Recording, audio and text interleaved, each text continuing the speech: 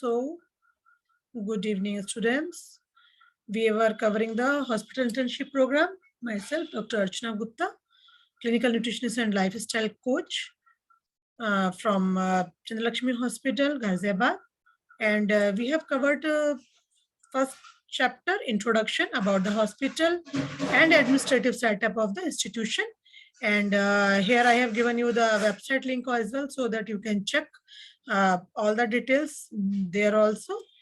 Then we have discussed about the kitchen layout and dietetic department profile. In that, we have discussed a little bit about the kitchen layout, about the kitchen dietitian, floor dietitian, and responsibility of the HODs. Then today we will cover about the kitchen staff, roles, responsibilities.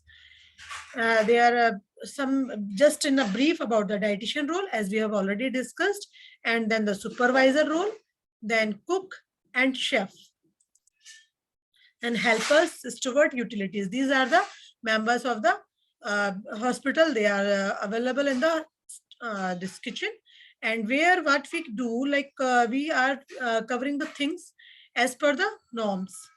Roles and responsibilities, if we talk about the dietitian, तो dietitian का जो role रहता है उसमें they have to check कि उनकी जो diet sheet आती है, हम एक एक परफॉर्मर के बारे में भी नेक्स्ट क्लासेस में बात करेंगे, तो जो भी उनकी जो डाइट शीट आती है रात को बनती है एक्चुअली, या अर्ली मॉर्निंग जो नर्सिंग स्टाफ जो आपका रहता है ड्यूटी पर, वो आपके जितने भी पेशेंट हमारे एडमिटेड हैं उसके अकॉर्डिंगली बनाते हैं, और फिर उनको वो पेशेंट को क्या डाइट जा रही है, क्या डॉक्टर ने प्रिस्क्राइब किया है, वो जो रात तक का उनके पास इंफॉर्मेशन है, they share with us, and accordingly after seeing that dietitian make the KOT means kitchen order ticket for the chef, जिसमें वो बताती है कि आपको ब्रेकफास्ट में क्या क्या देना है, और उसके बाद वो राउंड पर जाती है। तो ब्रेकफास्ट का अगर हम कह सकते हैं तो जो भी किचन में डाइट बनेगी वो हमारी रात की डाइट शीट के अकॉर्डिंगली बनती है।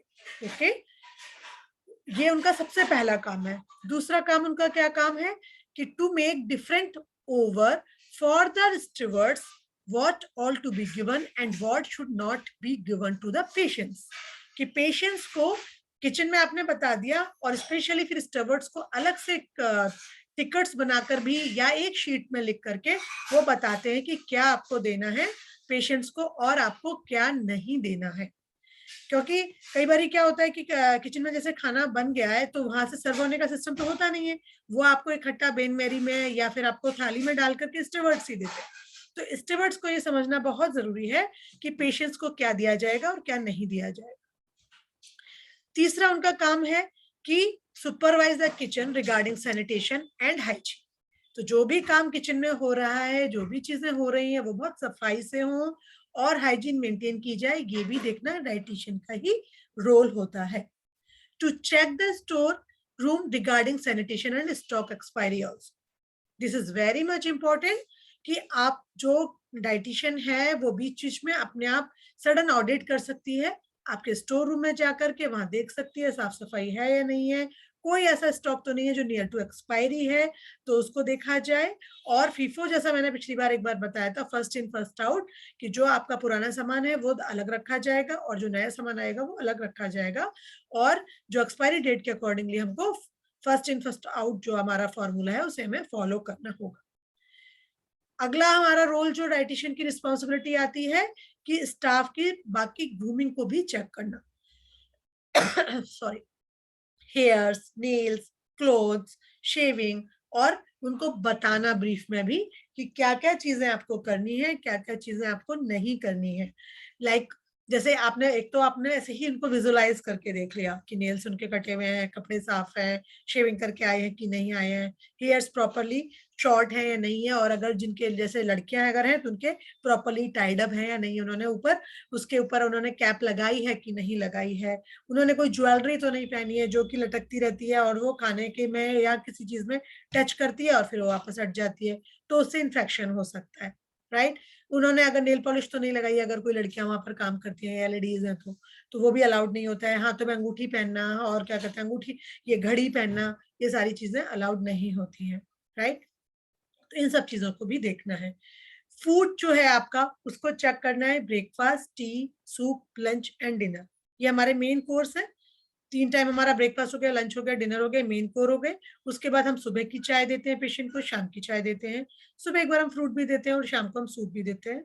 इसके अलावा SOS यानी कि व्हेन एवर रिक्वायर्ड, जब पेशेंट को किसी चीज की जरूरत होती है उस हिसाब से पेशेंट डिमांड करता है या पेशेंट की थेरेपेटिक गाइडलाइंस के अकॉर्डिंगली उसे फूड प्रोवाइड किया जाता है।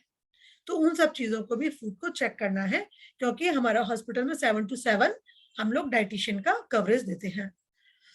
To take rounds that in emergency, ICU, first floor, labor room, second floor, nursing home, or general eco wards, and in all the wards, and do the interaction with all the patients. यानी कि जितने भी wards हैं हमारे यहाँ, जहाँ कहीं भी पेशेंट के होने के चांसेस हैं, या जब जब जहाँ जहाँ पेशेंट एडमिट है, उन पेशेंट्स से मिलना और उन पेशेंट्स को देखना कि प्रॉपरली उनके पास फूड आ रहा है कि नहीं आ रहा है, और उनके अगर कोई चेंजेस आ रहे हैं रिपोर्ट्स में या उनकी कंडीशन में कोई चेंजेस आ रहे हैं तो भी उसके अकॉर्डिंगली डाइटरी चेंजेस को फॉलो करना, उन रूल्स को, राइट। देन उसके बाद अगर ओपीडी में कोई पेशेंट है तो उसको भी देखना।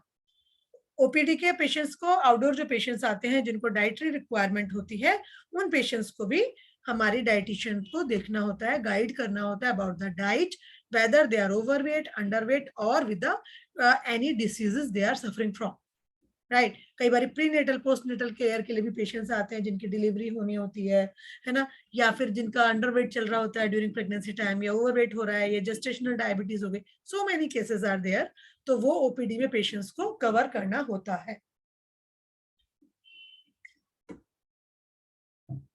नेक्स्ट है to supervise the kitchen staff on the floors at different distribution time.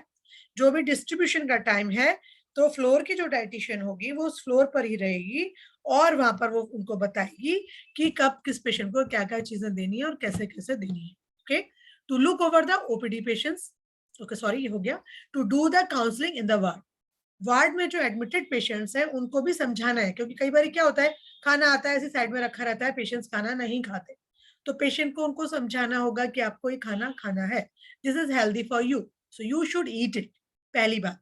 दूसरा, अगर वो नहीं खा रहे तो रीजन क्या है, may be taste buds, may be antibiotic चल रहे हैं, मे बी उनकी फिजिकल कंडीशन ऐसी नहीं है, वो च्यू नहीं कर पा रहे हो सकता है और हम नॉर्मल डाइट प्रोवाइड कर रहे हो, राइट, या फिर उनको एसिडिटी हो रही हो या उन्हें खाना अच्छा ही नहीं लग रहा, क्वालिटी वाइज या क्वांटिटी वाइज या टेस्ट वाइज, या फिर उनकी फिजिकल कंडीशन जो उनकी इस समय है, उनको किसी तरह की प्रॉब्लम हो रही है, लूज मोशंस हो रहे हैं, वॉमिटिंग हो रही है, पेट में दर्द हो रहा है, तो इन सारी कंडीशंस को भी हमें ध्यान में रखते हुए वो सब करना है। ओके, देन इस तरह से हमें उन पेशेंट को समझाना है कि आपको ये फूड आ रहा है, ये आपकी हेल्थ के लिए अच्छा है और आपको इसको खाना चाहिए। ओके, और वार्ड में ही जब पेशेंट्स होते हैं तो जाने से पहले, डिस्चार्ज से पहले भी उनको हम उनकी डिस्चार्ज समरी के अकॉर्डिंगली डाइट चार्ट भी देते हैं, तो वो भी हमें उसकी काउंसलिंग भी करनी है, not only to the patient पर family member also, because patient घर जाते एकदम से खुद से डाइट पर ध्यान नहीं देगा, उनके फैमिली मेंबर से उसके लिए खाना बनाकर देने वाले हैं, तो उन्हें समझाना है कि आपको अगले 2-3 दिन खासकर किस तरीके से ध्यान देना है और उसके बाद आपको किस तरह की डाइट फॉलो करनी है। ये तो हुआ एक तरह से गाइडलाइंस वाला काम। उसके बाद एक बहुत इंपॉर्टेंट काम आता है, जब भी जो भी हमारे पेशेंट्स हर फ्लोर पर आते हैं, हमें सबसे पहले उन पेशेंट से मिलना होता है डाइटिशियन को, और उसके बाद उन्हें बताना होता है और उनका असेसमेंट करना होता है। हम उसके बारे में भी डिटेल में बताएंगे किस तरह से हम असेसमेंट करते हैं, हम पेशेंट से अगर मिलते हैं तो हम उस पेशेंट से किस तरह से बात करते हैं, वो सारे पॉइंटर्स भी मैं आपको अगली क्लास में बताऊंगी। Okay, to maintain the diet chart record, diet chart के रिकॉर्ड्स भी हमको मेंटेन करने हैं कि हम क्या क्या डाइट चार्ट किस किस पेशेंट को दे रहे हैं, जिससे अगर कभी कल को पेशेंट हमें पूछता है तो हम उसे बता पाए कि आपको ये वाले डाइट चार्ट हमने दिए थे और आपको इस तरह से फॉलो करना है। देन एक और इम्पोर्टेंट चीज है आपकी कि maintain the record for NABH form. NABH के फॉर्म्स के अकॉर्डिंगली जो आपकी जो रिक्वायरमेंट है NABH के हिसाब से वो हमको देखनी रहती है और वो सारी रिक्वायरमेंट को हमें फुलफिल भी करना होता है, तो उसको भी देखना बेहद जरूरी है, right. Then we come to the role played by the manager और सुपरवाइजर, जो हॉस्पिटल में होगा बच्चा जो सुपरवाइज कर रहा है सारे प्रोसेस को डाइटिशियन के अंडर में, सबसे पहले वो आता है। तो कोई भी चेंजेस करना है, कोई भी परेशानी है, वो हमें सब पेशेंट के बारे में सारे डिटेल हमें उनको बताने होंगे, जिससे कि वो लड़का अच्छी तरीके से इस चीज को समझ पाए और उस चीज को समझा पाए अपने बाकी के सबऑर्डिनेट स्टाफ को। तो सबसे पहला काम क्या रहेगा? नेचुरल सी बात है, hygiene, to maintain the hygienic condition in the kitchen. तो किचन हमेशा साफ सुथरा रहे, प्रॉपर तरीके से खाना बने, और जिस तरह से हमने आपको बताया था एरिया वाइज, कहाँ पर ड्राई एरिया है, कहाँ वेट एरिया है, कहाँ से सूखा खाना रखना है, कहाँ सब्जियां चॉप होनी है, किस तरीके से ढक कर रखना है, वो सारी चीजें एक तरह से मैनेजर या सुपरवाइजर का काम होता है, उसे सुपरवाइज करना। दूसरा उसका काम है कि to check that all staff should be properly groomed. जो भी स्टाफ है वो प्रॉपरली ग्रूम किया हुआ हो। जैसे कि मैंने अभी बीच में बताया था कि डाइटिशियन सडनली ऑडिट कर सकती है, पर डेली चेक करना सुपरवाइजर का भी एक रोल है। तो आप खुद भी कर सकते हो या सुपरवाइजर भी कर सकता है। To maintain the stock register, stock register को मेंटेन करना कि स्टॉक में क्या सामान आया, क्या सामान हमने निकाला है, किस तरीके से हम क्या कर रहे हैं, वो सारे रिकॉर्ड्स को मेंटेन करना है। To check the stock in between, बीच बीच में स्टॉक को भी चेक करते रहना है कि पता चला अचानक से सामान बिल्कुल खत्म हो गया और अगले दिन सुबह खाना बनाने के उसके पास वो राशन ही नहीं है जो उसे प्रिपरेशन करनी है। तो ये सारे काम सुपरवाइजर या मैनेजर के होते हैं। To maintain the record regarding the diet, diet के बारे में सारे रिकॉर्ड को मेंटेन करना ये भी मैनेजर या सुपरवाइजर का काम होता है कि किस तरह से किस पेशेंट को क्या क्या खाना जाना है, क्या क्या डाइट चेंजेस होनी है। डाइटिशियन को तो पता होता ही है, सुपरवाइजर को भी ये सब कुछ पता होना चाहिए।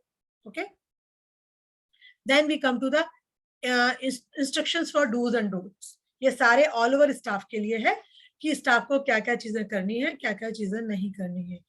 All staff is properly groomed, that is a first parameter, कि जो भी आपका स्टाफ है वो प्रॉपरली ग्रूम्ड होना चाहिए। और दूसरा है kitchen cleaning is done after every service, हर सर्विस के बाद किचन की जो क्लीनिंग की जाएगी। Walk in and the storage area are checked regularly, regularly daily basis पर वो एरिया को चेक करना है, और जिस जगह पर लोग खाना खाने आते हैं उस एरिया को भी हमें चेक करते रहना है। Briefing is done shift wise and before every service, हर सर्विस से पहले ब्रीफिंग करनी है कि आपको क्या क्या चीजों का ध्यान रखना है ना। वो एक रूटीन में आ जाता है, लेकिन फिर भी कुछ इंपॉर्टेंट होता है तो हम जस्ट बिफोर द सर्विस उन्हें बताते हैं। Equipments are cleaned after every usage, जो भी इक्विपमेंट्स हैं जिसमें भी खाना बन रहा है तो वो हर सर्विस के बाद या हर यूजेस के बाद, लाइक लंच के टाइम के बर्तन खाली होंगे लंच में धुलेंगे, ऐसा नहीं है कि वही पतीला, वही आपकी कढ़ाई, वही आपका तवा और चकला बेलन यूज हो रहा है। Everything should be clean in every time of meal. Kitchen cleaning is an on going process, बाकी ऑन गोइंग प्रोसेस है, जहां कहीं जब जैसे भी गंदा कुछ दिखा तो वो आपको क्लीन करना है। Every order is documented for its compliance, compliance के लिए हर ऑर्डर को चेक करना है कि वो ऑर्डर आपका सही से जा रहा है कि नहीं जा रहा है, वो भी साथ साथ हमको चेक करना है। Entry from outsiders without permission is restricted, जो आपकी एंट्री है पेशेंट्स की वो आपकी रिस्ट्रिक्टेड है, वो अलाउ नहीं है।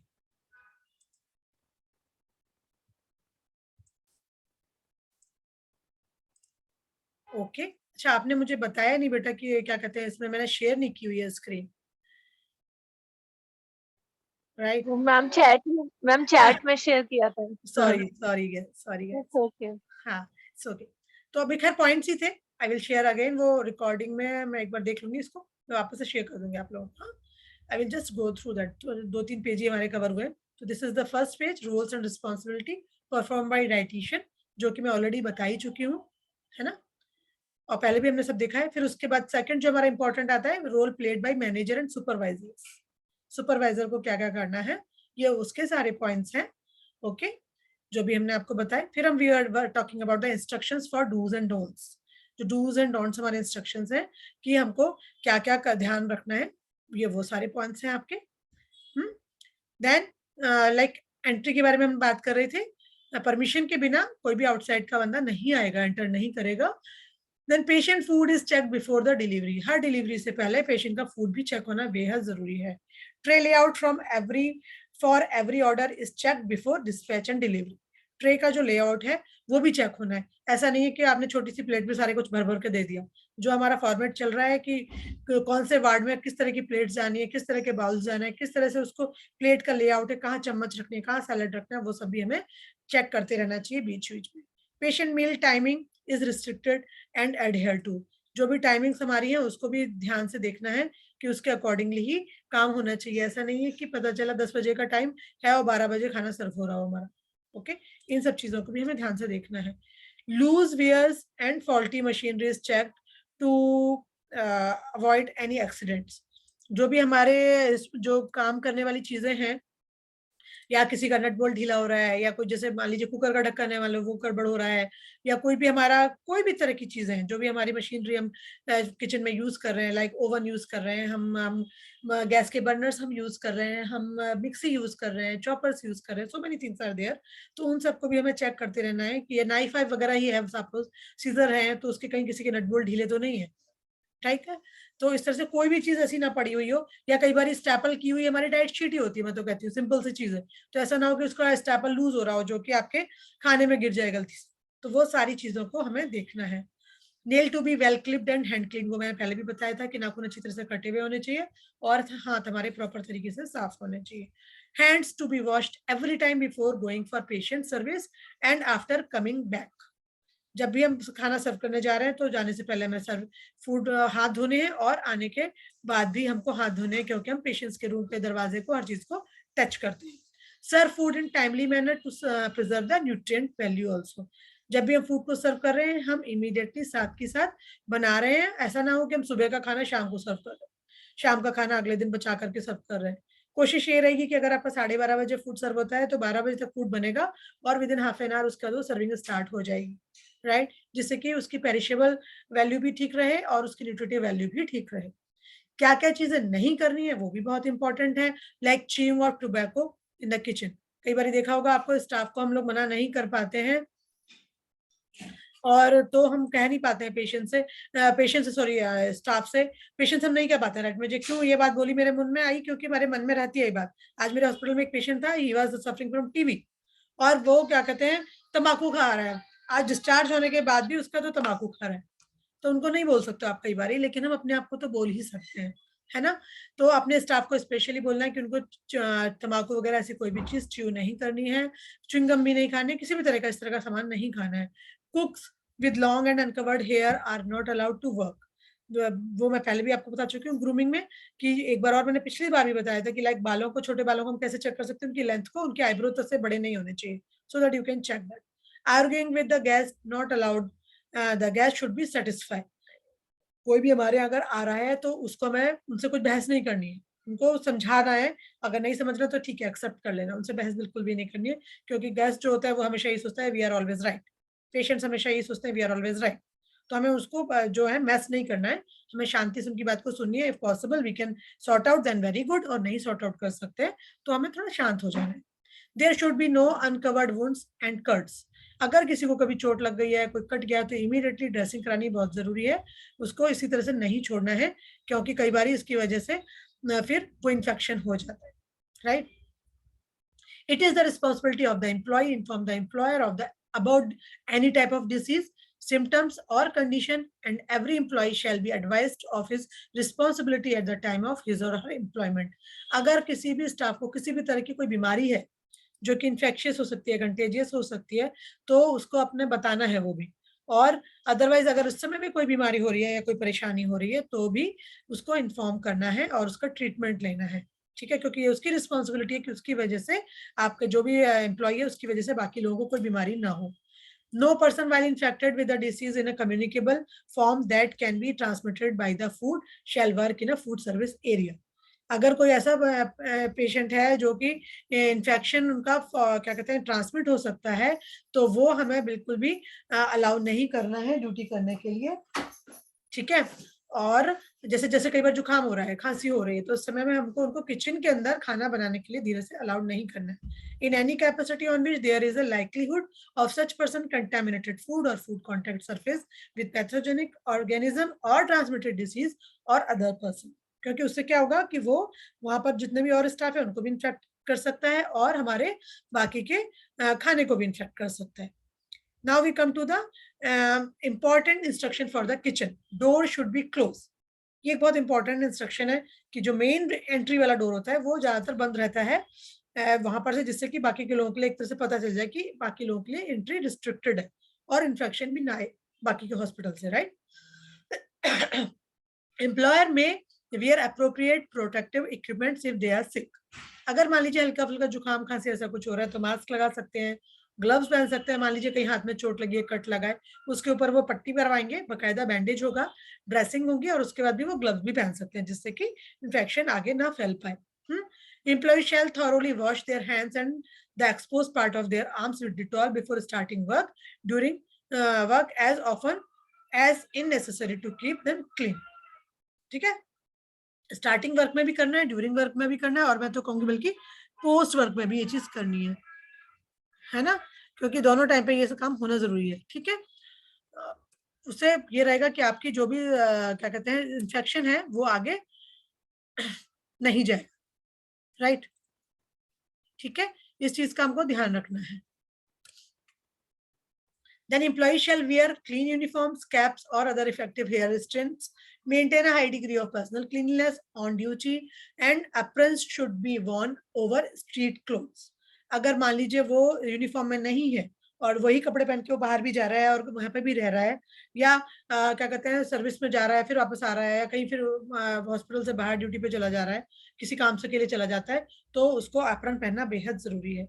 सेम क्लॉथ से यहाँ नहीं घूमना है हर जगह। Right, food service employees having beards must keep them neatly trimmed and clean at all time while working. ऐसा ना हो कि उनकी लंबी चौड़ी सी दाढ़ी लटक रही है, बाल इधर उधर उलझ रहे। अगर मान लीजिए नहीं मानता है कोई, दाढ़ी रखना भी चाहता है तो बहुत छोटी दाढ़ी होनी चाहिए उसकी, वो आपके बाल इधर उधर उलझने नहीं चाहिए, टाइड अप होनी चाहिए properly. Food should be handled with gloves, spoon, forks, tong etcetera. जो आपका सर्विंग करने के लिए आपका जो सैलड है या कुछ इस तरह के पापड़ और चपाती है वो टोंग के थ्रू हमें सर्व करनी है, हाथ से नहीं उठानी है, या फिर हम पहले से ही पैक करके रखते हैं तो वो पैक्ड आपके मैटर्स में चला जाता है। Fingers must be kept out of food and dishes. ठीक है, फिंगर्स जो है जब भी हम किसी को बर्तन उठाकर दे रहे हैं, लाइक ऐसा ना हो कि जैसे याद है आपको पहले कभी टाइम पे होता था गिलास हम पकड़ा रहे हैं तो पता चला 2 उंगलियां अंदर है 2 उंगलियां बाहर है ना, इस तरह से नहीं देना है। आउटसाइड से ही पकड़ना है, खाना भी पकड़ना है, स्पून भी पकड़ने तो कोशिश करनी है जिस साइड से खाना खाया जाता है उस साइड से स्पून ना पकड़ी जाए और अपोजिट साइड से पकड़ी जाए। हमारा हाथ किसी भी तरह से उस कंटेनर के अंदर नहीं जाना चाहिए। Employ should not eat in the food preparation area. जो भी वहाँ काम करते हैं किचन के अंदर लोग, वो आपके प्रिपरेशन एरिया के वहां पे बैठ के कभी भी खाना उन्हें अलाउ नहीं होता। Flatware and cups should be picked up by the handles, plates and bowls by the rims and glasses by base. ठीक है, एग्जैक्टली इन्होंने बता दिया किस तरीके से उठाना है। फूड में never be placed on the floor but always in a clean dry place. जो भी फूड हमारा होगा वो कहीं ऐसा नहीं कहीं पे भी नहीं रखना है हमको, वो प्रॉपरली क्लीन ड्राई प्लेस पर भी स्पेसिफिक जगह पर ही हमें रखना है। Refrigerators must be kept clean and not over crowded. ऐसा नहीं हो कि हमने रेफ्रिजरेटर में सामान को ठूस ठूस के भर दिया है और हमारा सामान भरा पड़ा हुआ है। हमें उसको प्रॉपर तरीके से रखना है और उसके अंदर भी थोड़ी एयर भी वेंटिलेशन भी होना चाहिए।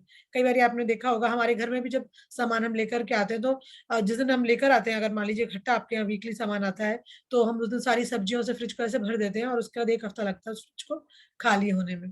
तो इस तरीके से हॉस्पिटल का फ्रिज नहीं भरा होना चाहिए।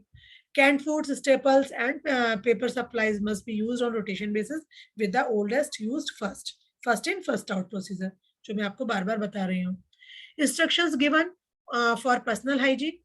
ये पर्सनली हाइजीन के लिए हम इंस्ट्रक्शंस अपने यहाँ पर किचन में भी बल्कि कट करके we can paste it over somewhere notice board वगैरह पे, जिससे कि वो लोग अपने आप भी इस चीज को देखते रहें कि उन्हें नहा के आना है, उनको प्रॉपर यूनिफॉर्म पहनी है, डेली उनको शेविंग करनी है, डेली उनको दाढ़ी मूछ वगैरह सब अपनी काटनी है, अगर बढ़ रही है और नहीं भी बढ़ रही तो ट्रिम करते रहना है।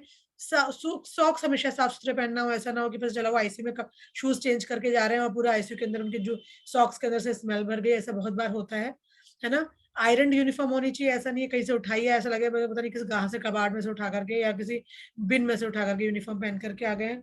टीथ को अच्छे से ब्रश करना है, बॉडी ओडर को ना आ रही है उसका ध्यान रखना है। अगर मान लो किसी को बहुत पसीना आता है गर्मियों के मौसम में, they should take bath twice daily और thrice whatever is required, right. और उनसे ये कहना है कि wash your hands on regular intervals specially after using toilets, after sneezing and coughing, and as I said before serving and after serving the food. Always wear a cap and cover your hairs. Avoid spitting in the working area. And in case your fingers have cut, boils, etc., contact the doctor and do the dressing. Use disposable gloves while dispensing food. Avoid wearing jewelry, accessories in the food area, as these are the pointers we should paste it in the kitchen itself. Okay, then we come to the instruction for the storage. Always store the provision 6 inches from the floor. Always follow FIFO for issuing the food items. Do not receive any dented, puffed or spoiled tins और containers, ये हमेशा हमें ध्यान रखना है। और जिससे कि हमें इसका मतलब क्या है कि हमारा जो जो प्रोडक्ट है फूड उसके अंदर वो सेफ है। जब हमारा एक स्टोरेज एरिया है वहां पर हमारी जो शेल्फ्स होंगी उनमें बहुत ध्यान रखना है आपको कि नीचे से जमीन से छेंच उठी हुई हो और दीवार से भी छेंच दूर हो, जिससे एयर सर्कुलेशन प्रॉपर्ली होता रहे। जो भी फूड आइटम्स है वो प्रॉपर्ली कवर किए हुए होने चाहिए। Do not allow any trash और garbage cans in the food storage area. Food storage area में कोई भी ट्रैश या कोई भी गार्बेज अलाउ नहीं किया जाना चाहिए, सीधे डस्टबिन में ही जाना चाहिए, राइट। लेब जैसे कई बार होता है ना, सामान आया हमारा और हमारा जो कार्टून है या वो जो भी चीजें हैं वो हमारी वहीं पड़ी हुई है और साइड में हमने उसके अंदर से उठाकर सामान रख लिया अंदर। जैसे कई बार होता है दूध आया सुबह सुबह, दही आया तो कैरेट्स में आता है, कैरेट्स आपके किचन में इधर उधर पड़ी हुई होंगी तो उससे अच्छा नहीं लगेगा ना, तो उनको प्रॉपर प्लेस में वापस पहुंचा देना चाहिए।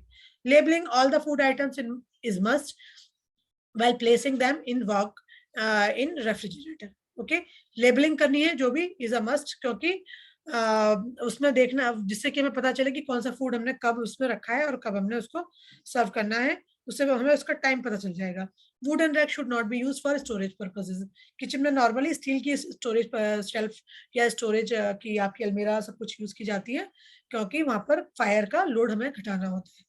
Lighting should be adequate. Expired food items should be removed immediately from the storage area and discarded. अगर कोई चीज एक्सपायर हो गई है तो हमें इमीडिएटली उसको हमें थ्रो अवे करना है। हमें बिल्कुल एक दिन के लिए भी उसको घर में हॉस्पिटल में या घर में कहीं भी यूज नहीं करना चाहिए इसी तरीके से। तो ऐसा नहीं है कह रहे पेशेंट को दे रहे हैं तो ठीक है चलो कोई बात नहीं रखा रहने दो, right. Cleaning material should always be kept away from the food storage area. वो भी हमें ध्यान रखना है कि क्लीनिंग मटेरियल साथ में एक साथ ना रखा हो, क्योंकि गलती से कई बार इधर उधर मिक्स एंड मैच हो सकता है, तो किसी तरह की परेशानी ना हो। ओके, देन all the जो food items should be stored in the cold rooms or deep freezers and the temperature should be 1.5 to 22 degree centigrade. ये वाला एक मैंने होमवर्क दिया था शायद स्टोरेज टेम्परेचर का, पर आप लोगों को फिर से करना रहेगा कि कौन सा टेम्परेचर पे क्या फूड रखना होता है, जिससे कि आपको थोड़ा आइडिया रखे। मैं बाद में आप लोगों को डेफिनेटली बताऊंगी, डोंट वरी। ओके,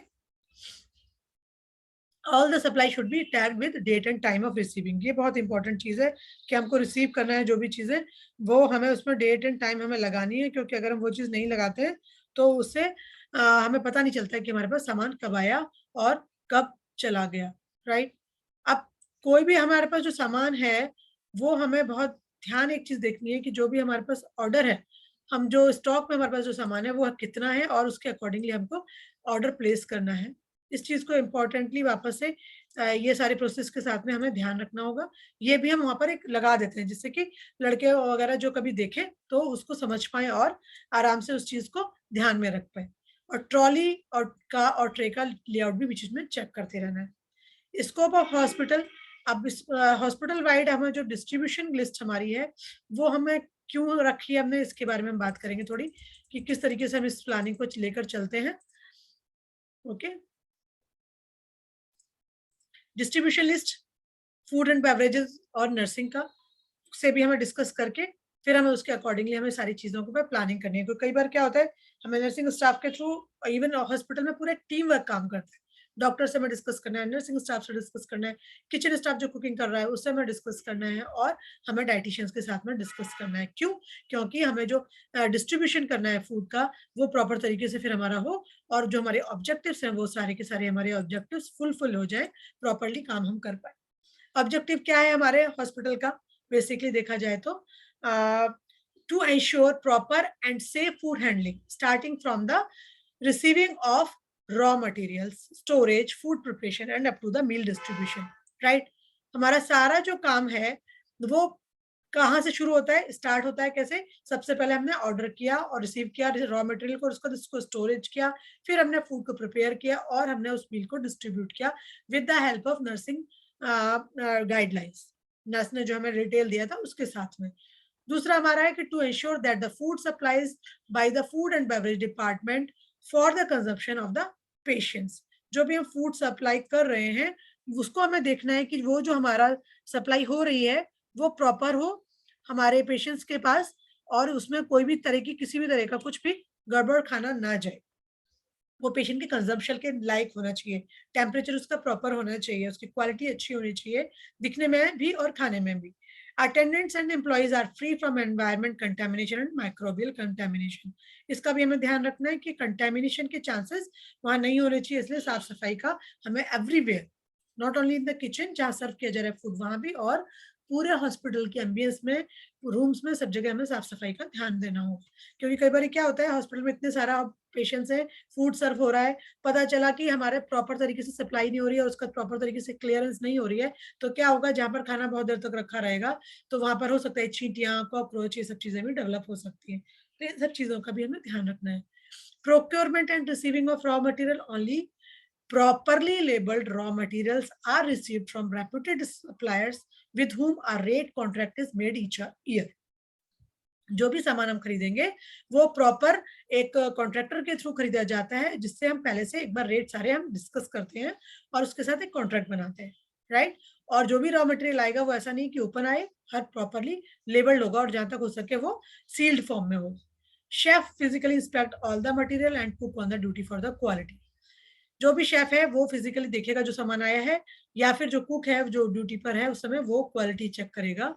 और फ्रेश सप्लाईज के लिए जो जिसमें हमारे fruits, vegetable, milk and milk products, eggs आदि आते हैं, वो हमें डेली बेसिस पर लेने हैं, राइट। उसके हिसाब से हमको इसको देखना है, क्योंकि अदरवाइज वो खराब हो सकते हैं। Okay, then we come to the storage part. Storage part में हमको देखना है कि स्टोरेज जो आपका है वो प्रॉपर तरीके से हो रहा है कि नहीं हो रहा है।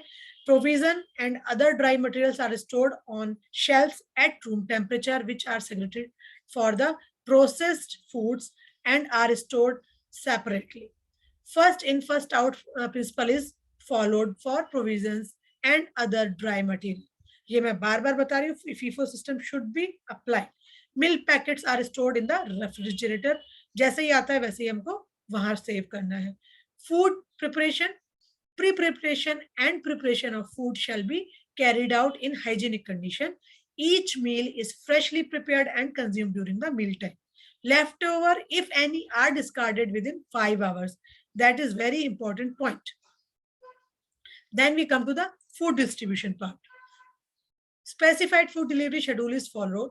कि जहां का भी जो सिस्टम है, लाइक वैन मेरी में सामान जाएगा, वैन मेरी से फिर उसका किस तरीके से आपकी जो ट्रॉली के अंदर से आपके उसमें पोर्शन थाली या जिस तरह की भी यूटेंसिल्स है उसमें जाएगा, क्या चीज आपके ऑलरेडी पैक्ड है, लाइक कर्ड हो गया या आपका स्वीट डिश हो गया कुछ है, तो वो जो ऑलरेडी पैक्ड वाला है वो किस तरह से जाएगा, सॉल्ट एंड सैशेज जो भी सारी चीजें हैं वो किस तरीके से जाएंगी, वो सारा हमें काम देखना है और उसके अकॉर्डिंगली हमें प्रॉपर तरीके से काम को करना है।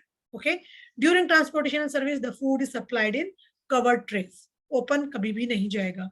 Food handlers use aprons, caps and gloves while serving the food to the patient. Due to risk of foodborne illnesses, family and visitors are not allowed to bring home from outside except in situation permitted by the consultant. कई बार होता है कुछ patients ऐसे होते हैं जो नहीं बिल्कुल खाते हैं बाहर का खाना, तो हम उन्हें अलाउ कर देते हैं, या कोई पर्टिकुलर ऐसी चीज होती है जो हम नहीं बनाते अपने किचन में तो हम उनको अलाउ कर लेते हैं। Only these are two permission conditions when we allow the food from outside. Otherwise, we always say कि आपको खाना यही का खाना है, क्योंकि कई बार क्या हमें पता नहीं चलता है, पेशेंट को कोई प्रॉब्लम हो गई और कह दिया जाएगा कि खाना तो आपने यहाँ से खाया, है ना, इन्फेक्शन हो सकते हैं।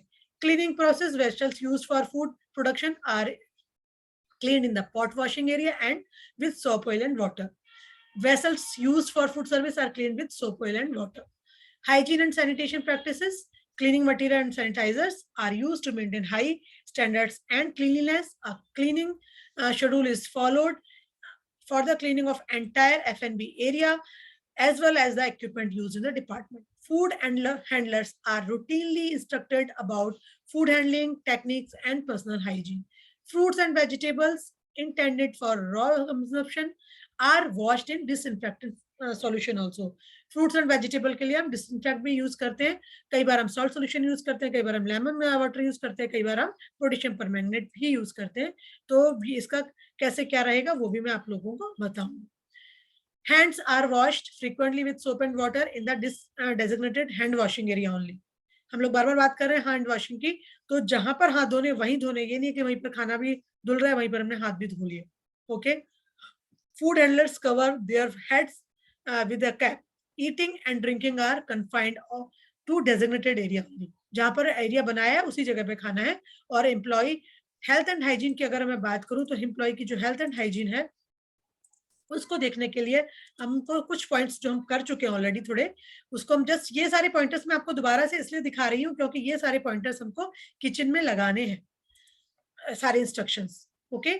Employees with respiratory infection, intestinal disease, diarrhea, jaundice, boils, skin infection, particularly on the fingers and hands, are not allowed to work. ये बहुत ध्यान रखने वाली चीज है. Food handlers are subject to stool examination for pathogenic organism and parasites once in 6 months, and suitable treatment is provided whenever required. तो जो भी फूड हैंडलर्स हैं उनका, जो भी किचन में काम करते हैं उनका हर 6 महीने में स्टूल एग्जामिनेशन होना बहुत जरूरी है. इवन कई बार किसी को कफ कोल्ड होता है तो हम उनका एक्सरे भी करवाते हैं. Employees report illness and accident to be supervisors immediately, and all employees adhere to the departmental dress code. जो भी ड्रेस कोड आपको दिया गया है स्टाफ को वो उन्हें पहनना है. वेस्ट डिस्पोजल की अगर हम बात करें तो फूड प्रोडक्शन एरिया का जो फूड वेस्ट है और जो प्लास्टिक वेस्ट है वो दो अलग अलग डिवाइड किया जाएगा बिन्स में विद द वाइट कवर्स. उन पर कवर होना बहुत जरूरी है. बिना कवर के ओपनली नहीं रखा होना चाहिए जो है. It is clear twice in a day by the outsourcing agency. जो भी आपका हाउस कीपिंग का स्टाफ है वो उसको क्लीन अप करता है प्रॉपरली डेली बेसिस पर 2 बार दिन में, है ना. एक बार नहीं, उसको 2 बार साफ करना है. तो ये तो हमारे थे आपके जो रेगुलर रूटीन की चीजें थी कि जो आपके रूल्स हमारे किचन में फॉलो होने हैं डेली बेसिस पर, जिस के बेसिस पर हमको काम करना है. और ये रूल्स रेगुलेशंस डाइटिशियंस का भी रोल है और मैनेजर का भी रोल है, सुपरवाइजर का रोल है, along with the all kitchen staff. ये सारा किचन से रिलेटेड काम था जिसको आज हमने डिस्कस किया. Okay, so we will meet you in the next class tomorrow.